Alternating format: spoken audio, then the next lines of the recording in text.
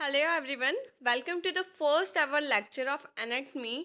हम लोग कोशिश करेंगे कि एनाटमी, फिजियोलॉजी, फार्मेसी तीनों आपको कंप्लीट करवा सकें, लेकिन इस चीज़ के लिए हमें आप लोगों का सपोर्ट बहुत ज़्यादा चाहिए, क्योंकि जितना ज़्यादा आप लोग सपोर्ट करेंगे, कमेंट करेंगे, उतना ही ज़्यादा हम लोग एंथुजियास्ट होकर के वीडियो बना पाएंगे।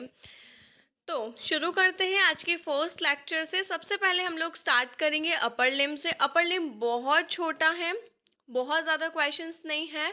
जितना मुझे अप्रॉक्सीमेटली याद है कुछ 23 क्वेश्चंस है, और बड़े बड़े जो क्वेश्चंस है वो तो 13 क्वेश्चंस है। तो छोटी छोटी चीज़ें मैं आपको बताती जाऊंगी कि क्या 2 मार्क में आ सकता है, क्या 5 मार्क में आ सकता है, और क्या 10 मार्क में आ सकता है। तो वीडियो को स्किप करें बिना देखना। सबसे पहले देखते हैं हम लोग होमोलॉगस पार्ट्स क्या है लिम्ब के। अपर लिम्ब और लोअर लिम्ब में क्या क्या सेम ऑर्गन्स है या सेम पार्ट्स हैं। शोल्डर गर्डल होमोलॉगस है हिप गर्डल से। 2 मार्क के क्वेश्चन होते हैं ये कि होमोलॉगस ऑर्गन्स। वैसे तो नहीं आता है, लेकिन अगर कभी आ गया या आप किसी भी कॉम्पिटिटिव एग्जाम की प्रिपरेशन कर रहे हो, उसमें इस तरीके के क्वेश्चंस आते हैं। Shoulder joint is homologous to hip joint, arm with humerus and thigh with femur. Elbow joint is homologous to knee joint. Forearm with radius and ulna. Leg with tibia and fibula. कोई notes बनाने की ज़रूरत नहीं है, कोई pen paper लेने की ज़रूरत नहीं है। एक पेंसिल लेकर के बैठो और अपना जो बीडी चौरसिया का बुक है सिर्फ वो खोल लो। उसके अलावा कुछ नहीं करना है। जितने भी आपके पास एक्स्ट्रा नोट्स है ना, सबको फेंक दो। हमें डिस्ट्रैक्ट नहीं होना है। मैंने कई सारे ऐसे स्टूडेंट्स देखे जिनके पास पिछले 10 साल के पेपर्स थे, बहुत सारे नोट्स थे, बहुत सारी बुक्स थी, बहुत सारा मटेरियल था, लेकिन वो फेल हो गए। क्यों? क्योंकि एट द टाइम हमें एग्ज़ाम के टाइम पर उतना होना चाहिए कि जितना हम रिवाइज कर सके। आपके पास ढेरों दर्जनों बुक्स है, लेकिन आप पढ़ नहीं पा रहे हो, तो क्या मतलब है। इसलिए हमें बीडी चौरसिया के अलावा कहीं और नहीं भटकना है। अगर आपको सिंपलेस्ट नोट्स चाहिए तो हमारे चैनल पर अवेलेबल है, आप सिर्फ उसके थ्रू जाइए, क्योंकि वो नोट्स सिर्फ और सिर्फ बीडी चौरसिया से बने हुए हैं। उसके अलावा किसी भी बुक का यूज़ नहीं किया गया, और पॉइंट टू पॉइंट MPMSC के स्टाइल में बने हुए हैं। सिर्फ 1299 रुपीज़ में है। आपको कोई एक्स्ट्रा चार्जेस पे करने की ज़रूरत नहीं है। हम लोग खुद कुरियर करेंगे आपके डोर स्टेप तक। Forearm with radius and ulna and lag with tibia and fibula. Wrist joint with ankle joint. Hand में क्या क्या है? कार्पस। फुट में है टार्सस। हैंड में है मेटाकार्पस। फुट में है मेटाटार्सस। हैंड में है 5 डिजिट्स। लैग में भी है 5 डिजिट्स। ओके, तो ये देखिए हम लोगों ने होमोलॉगस ऑर्गन्स। अब पार्ट्स क्या होते हैं अपर लिम्ब के, तो हम लोग देखते हैं। It has been seen that the upper limb is made up of 4 parts. Shoulder region, arm और ब्रेकियम रीजन जहाँ पर ब्रेकियल प्लेक्सस होते हैं, फोर आर्म और हैंड, ये 4 पार्ट्स हैं मेनली। जो शोल्डर रीजन है वहाँ पर आता है पैक्टोरल रीजन या ब्रेस्ट वाला रीजन, एक्जिला या आर्मपिट और स्कैपुलर रीजन। इन तीनों को काउंट करते हैं हम लोग शोल्डर रीजन में। सबसे पहले जो अपर लिम्ब है वो 4 पार्ट्स में डिवाइडेड है। उसके बाद जो उसका फर्स्ट पार्ट है शोल्डर, वो 3 और पार्ट्स में डिवाइडेड है, that is breast, axilla and scapula. उसके बाद आर्म आता है। आर्म में अपर आर्म और ब्रेकियम दोनों आ जाते हैं। फिर आता है फोर आर्म।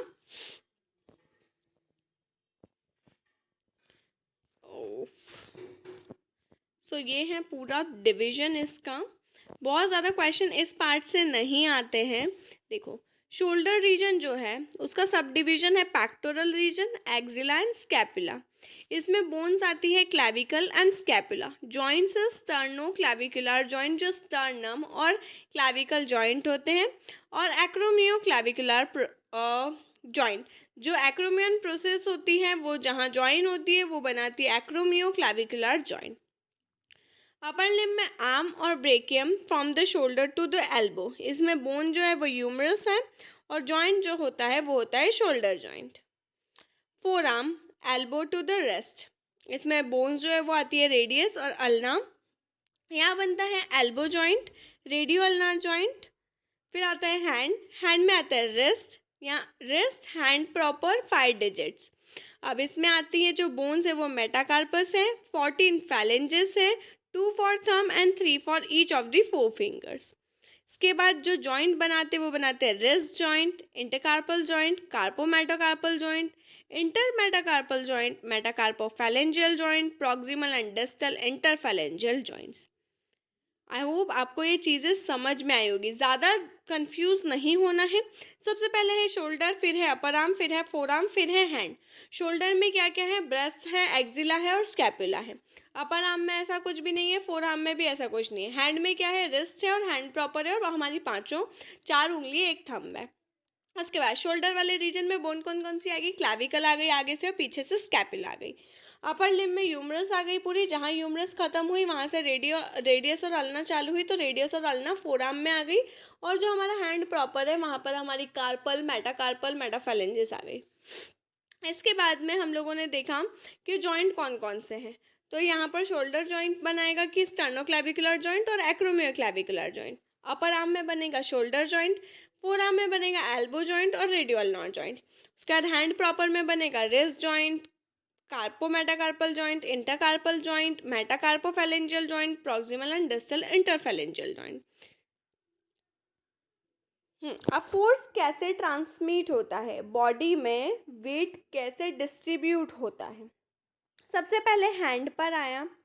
अगर हम लोगों ने कुछ चीज़ उठाई तो कैसे फोर्स हमारी बॉडी मैनेज करती है, कैसे वो एक्सियल स्केलेटल तक जाता है और कैसे हम किसी भी चीज़ को लिफ्ट कर पाते हैं, ये बताया गया है। जैसे हमने किसी चीज़ को, मानो एक बकेट को हैंड से उठाया, हैंड से फोर्स गया रिस्ट जॉइंट में, वहाँ से गया रेडियस में, वहाँ से गया अल्ना में, फिर एल्बो जॉइंट में, फिर यूमरस में, फिर shoulder joint, scapula, coracoclavicular ligament, clavicle, sternoclavicular joint, sternum, और फिर वहाँ से जा कर के वो जाता है एक्सियल स्केलेटन में। ये क्वेश्चन कभी भी पूछा नहीं गया है, लेकिन हम लोग एनाटॉमी पढ़ रहे हैं तो हमें ये जानना ज़रूरी है कि कैसे कैसे फोर्स या वेट ट्रैवल करता है। So this was the first chapter. Discuss करते हैं सेकंड चैप्टर। क्योंकि ये चैप्टर्स छोटे छोटे हैं तो मैं दो चैप्टर्स पढ़ा रही हूँ। जो चैप्टर बड़ा होगा उसे हम लोग सिंगल पढ़ेंगे।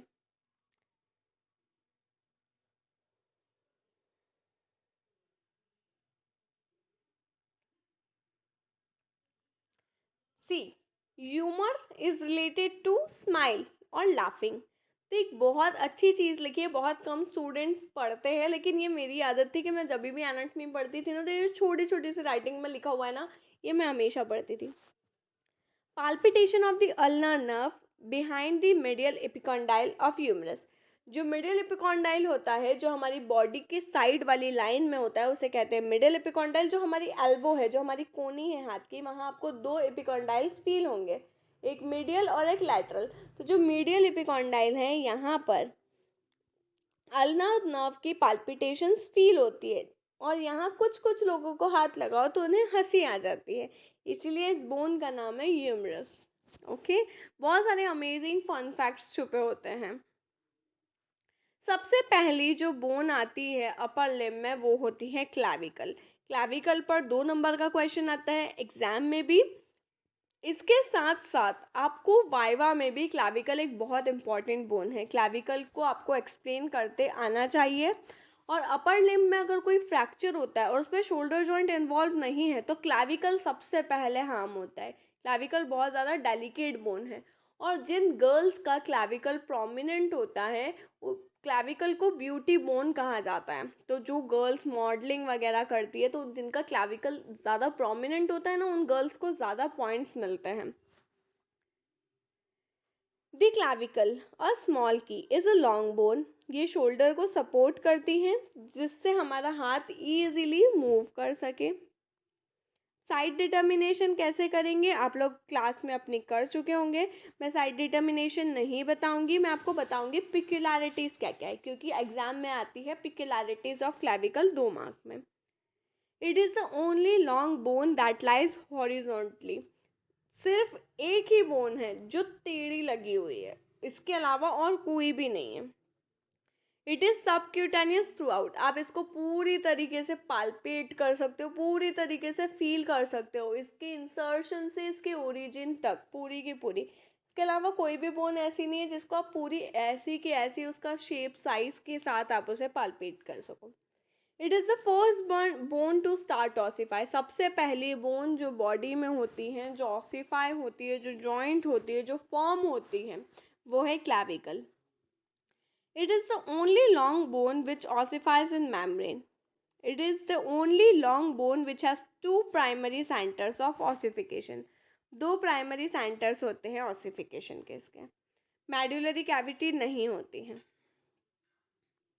और कभी कभी यहाँ से मिडल सुप्रा क्लैविकुलर नर्व भी पास होती है। ठीक है, अब आपको एक बार इसे पढ़ना होगा कि क्लैविकल क्या है, कैसी है, कहाँ से निकलती है, कहाँ क्या होता है। ठीक है, तो there are 32 bones of the upper limb. अब हम लोग काउंट करते हैं। एक क्लैविकल, एक स्कैपुला, एक ह्यूमरस, एक अल्ना, एक radius, 8 carpal bone. Carpal bone के नाम आपको टंग पर होने चाहिए, अगर आपको आते हैं तो कमेंट सेक्शन में लिख करके बताइए। 5 मेटाकार्पल और 14 फेलेंजेस होती है, एक उंगली में 3 और अंगूठे में 2। तो ऐसा करके 32 बोन्स होती हैं अपर लिम्ब की हिस्से। ये है क्लैविकल। आपको इसका लेफ्ट साइड क्या है, इसका राइट साइड क्या है, सुपीरियर क्या है, इन्फीरियर क्या है, ये पता होना चाहिए।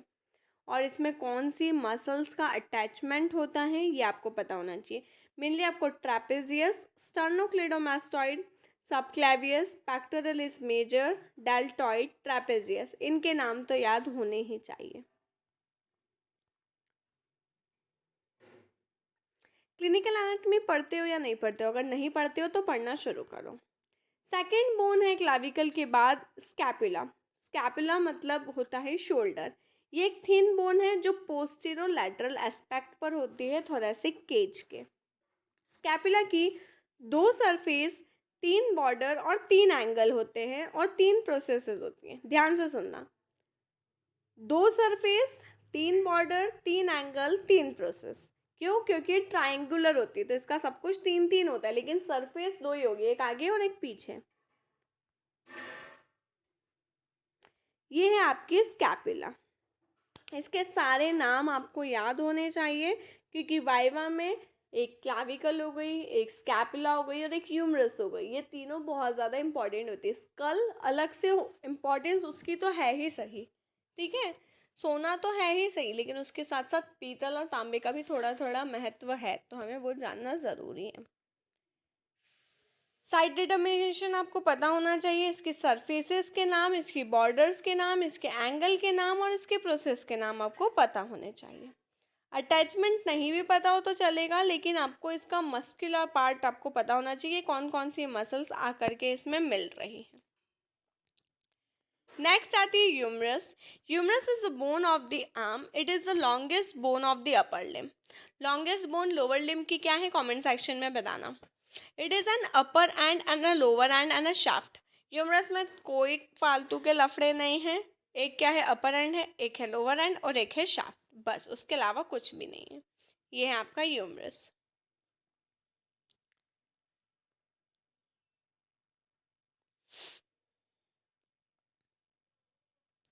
बहुत सारी छोटी छोटी सी चीज़ें होती है। देखो, अगर हम लोग स्टडी पॉइंट ऑफ व्यू से पढ़े ना, तो एनाटमी एक अथाह सागर है जिसको आप जितना ही पढ़ लो उतना कम है। आप जितनी बार पढ़ोगे उतनी बार आपको नई चीज़ें मिलेगी। अभी मैं आपको पढ़ा रही हूँ, मैं पढ़ रही हूँ ना, मुझे बहुत सारी चीज़ें अभी के अभी में नई मुझे दिखी, नया मैंने वापस से पढ़ा। बल्कि मैं एनाटमी की बुक काफ़ी टाइम पढ़ चुकी हूँ, बहुत सारी बार पढ़ चुकी हूँ, लेकिन उसके बाद भी ऐसा होता है कि जब आप बुक खोलोगे तब आपको कुछ नया ही मिलेगा। After that the next bone is radius. अभी तक हम लोगों ने सबसे पहले देखी क्लैविकल, फिर देखी हमने स्कैपुला, फिर देखी ह्यूमरस, अब देखते हैं radius. Radius is the lateral bone of the forearm. Lateral side है मतलब बॉडी से दूर वाली साइड है, जो पास वाली साइड है वो है अल्ना, जो मीडियल वाली साइड है। ये होमोलॉगस है टीबिया से लोअर लिम्ब में। इसका भी सेम है, upper limb, lower limb, sorry upper and, lower end and shaft. जितनी भी लॉन्ग बोन्स है ना, उनका सिर्फ यही है। साइड डिटर्मिनेशन आपको पता होना चाहिए और इसका मसल अटैचमेंट क्या होता है, बस। इसके अलावा ज़्यादा कुछ इसमें पता नहीं होगा तो भी चलेगा। इसके बाद आती है अल्ना। अल्ना मिडल बोन है फोआर्म की, और ये फिबुला से होमोलॉगस है। इसका भी एक अपर एंड है, एक शाफ्ट है और एक लोअर एंड है। अब देखो पुल्ड एल्बो कैसे होता है, कोल्स फ्रैक्चर क्या होता है, ये आपको चीज़ें पता होनी चाहिए और ये यहाँ पर मिलेगा। The radius commonly get fractured about 2 centimetre above its lower end, it's called Colles fracture. जो रेडियस का फ्रैक्चर होता है 2 सेंटीमीटर ऊपर, मतलब आपकी 2 इंच ऊपर या 2 सेंटीमीटर ऊपर अपनी रेडियस जहाँ ख़त्म होती है उसके ऊपर, वहाँ पर अगर फ्रैक्चर होता है तो उसे कहते हैं कोल्स फ्रैक्चर। उसके बाद पुल्ड एल्बो कैसी होती है, a sudden powerful jerk on a hand of a child might dislodge the head of the radius from the grip of the annular ligament. This is known as subflexion of the hand of the radius, pulled elbow. मतलब देखो बच्चों को बोलते हैं ना कि बच्चों को हाथ से मत उठाओ, जो बहुत छोटे, इसका हाथ निकल जाएगा, हाथ रह जाएगा, तो उसका मतलब ये होता है पुल्ड एल्बो। क्या होता है, एक जर्क फील होता है बच्चे में, जिसमें जो रेडियस का हेड एनुलर लिगामेंट में फंसा हुआ रहता है वो वहाँ से निकल जाता है, लूज हो जाता है, इसलिए बोलते हैं बच्चों का हाथ निकल जाएगा। जो पुराने लोग होते हैं, अगर आप लोगों ने कभी सुना हो तो उसका मतलब ये होता है पुल्ड, पुल्ड एल्बो। इसलिए बच्चों को कभी भी हाथ से नहीं ऐसे खींचा जाता है, क्यों, क्योंकि वो बहुत ज़्यादा नाजुक होते हैं। कार्पल बोन के नाम आपको एज इट इज याद होने चाहिए। Scaphoid, lunate, triquetral pisiform, trapezium, trapezoid, capitate, hamate. Same आपको याद होने चाहिए, ऐसी की ऐसी ही क्या कहूँ मैं, लाइन में, ऐसी ही रो में। Scaphoid, lunate, triquetral pisiform, trapezium, trapezoid, capitate, hamate. आप शॉर्ट फॉर्म बनाना चाहते हो तो बना सकते हो, कोई भी आपका निमोनिक्स आप अपने खुद से प्रिपेयर कर सकते हो, लेकिन इसका सीक्वेंस नहीं चेंज होना चाहिए, सेम ऑर्डर रहना चाहिए। क्योंकि कभी कभी हो जाता है कि कुछ बच्चे किसी भी फॉर्म के निमोनिक से याद कर लेते हैं, लेकिन एग्ज़ाम में क्वेश्चन आ जाता है कि in its form of arrangement, तो वहाँ पर मार्क्स कट जाते हैं, चाहे आप सारे 8 नाम सही भी लिख करके आए हो तो भी। इसलिए SLTP TTCH, बस यही याद रखना है। Scaphoid, lunate, triquetral pisiform, trapezium, trapezoid, capitate, हैमेट।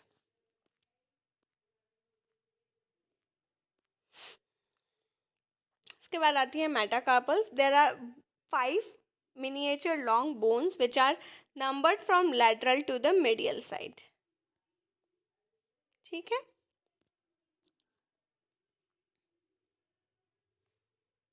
तो ये पढ़ी हम लोगों ने बोन्स।